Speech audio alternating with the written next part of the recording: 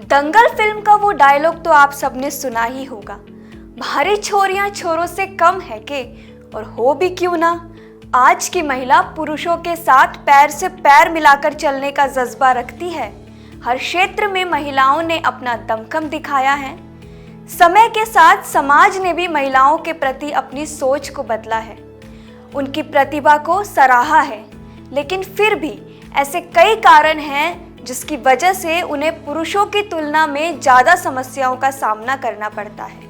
अपने देश की ही बात करें तो यहाँ हर मिनट एक महिला अपराध का शिकार होती है, फिर चाहे वो अपने घर पर हो, ऑफिस पर हो या फिर पब्लिक प्लेस पर। उनकी सुरक्षा पर हमेशा सवाल खड़े होते हैं। लेकिन अगर घर, गली, मोहल्ले, स्कूल, कॉलेज, ऑफिस की हर महिलाओं को उनके कानूनी अधिकारों के बारे में पता होगा तो वह किसी भी प्रताड़ना या अपने ऊपर किए जा रहे जुल्म को सहने से पहले उसके खिलाफ अपनी आवाज उठा सकेंगी। वीमेंस वीक स्पेशल में आज हम ऐसे कानूनों की बात करेंगे जिसे हर महिला को पता होना ही चाहिए, जिससे कि आप जहां भी रहें सेफ रहें और सुरक्षित रहें।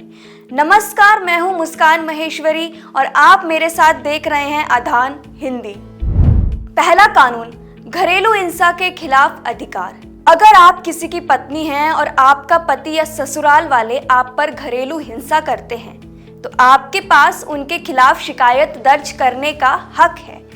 भारतीय संविधान की धारा 498 के अनुसार पत्नी, महिला जो लिव इन पार्टनर के साथ रहती है या किसी के भी घर में रहने वाली महिला जिसे घरेलू हिंसा झेलनी पड़ रही है तो उसे यह कानूनी रूप से अधिकार मिलता है कि वह इस हिंसा के खिलाफ अपनी आवाज उठा सके और इस मामले में केस दर्ज करवा सके। ऐसा करने से हिंसा करने वाले आरोपी को भारी जुर्माना भरना पड़ेगा या उसे 3 साल की कारावास भी हो सकती है। इतना ही नहीं, इसके लिए आपको किसी सबूत की भी जरूरत नहीं है, क्योंकि कानून कहता है कि हिंसा 4 दीवारी के भीतर होती है जिसका कोई प्रमाण नहीं होता। दूसरा कानून है पीछा किए जाने के विरुद्ध अधिकार। इस कानून के तहत अगर महिला का कोई पीछा करता है तो कानून को उस पर आईपीसी की धारा 354D के तहत गिरफ्तार करने का हक होता है। इस कानून में कहा गया है कि अगर कोई किसी महिला की रुचि ना होने के बावजूद उसे व्यक्तिगत बातचीत को बढ़ावा देने की कोशिश करता है या बार बार संपर्क करने की कोशिश करता है या फिर सोशल मीडिया पर या पर्सनली उससे बात करने या पीछा करने की कोशिश करता है तो उसको सजा का प्रावधान है। तीसरा कानून है महिला को रात के समय गिरफ्तार नहीं कर सकते। आपको बता दें कि भारतीय नागरिक प्रक्रिया संहिता के अनुसार यदि किसी महिला आरोपी को सूर्यास्त यानी शाम 6 बजे के बाद या फिर सूर्योदय यानी सुबह 6 बजे से पहले गिरफ्तार किया जाता है तो वह भी कानून के खिलाफ है। धारा 160 के तहत अगर किसी महिला से पूछताछ भी करनी है तो इसके लिए एक महिला कांस्टेबल या महिला के परिवार के सदस्य की मौजूदगी भी जरूरी है। चौथा कानून है कार्यस्थल पर हो रहा उत्पीड़न। आपको बता दें कि अगर किसी महिला का उसके ऑफिस में या किसी भी कार्यस्थल पर शारीरिक उत्पीड़न या यौन उत्पीड़न किया जाता है तो उत्पीड़न करने वाले आरोपी के खिलाफ महिला शिकायत दर्ज करवा सकती है।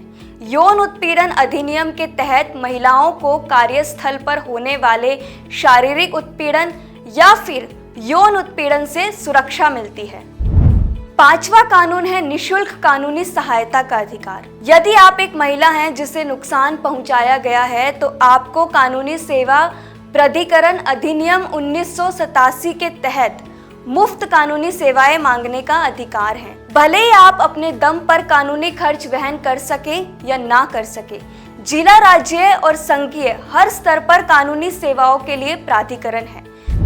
छठा कानून है मैटरनिटी लाभ का अधिकार। इस कानून के तहत गर्भवती महिलाओं के लिए मैटरनिटी लाभों को किसी एक विशेषाधिकार के रूप में नहीं माना जाना चाहिए, क्योंकि वे मैटरनिटी लाभ अधिनियम 1961 के तहत आते हैं। इस अधिनियम के तहत हर एक वर्किंग महिला को अपने और अपने बच्चों की देखभाल करने के लिए काम से फुल पेड लीव का अधिकार है।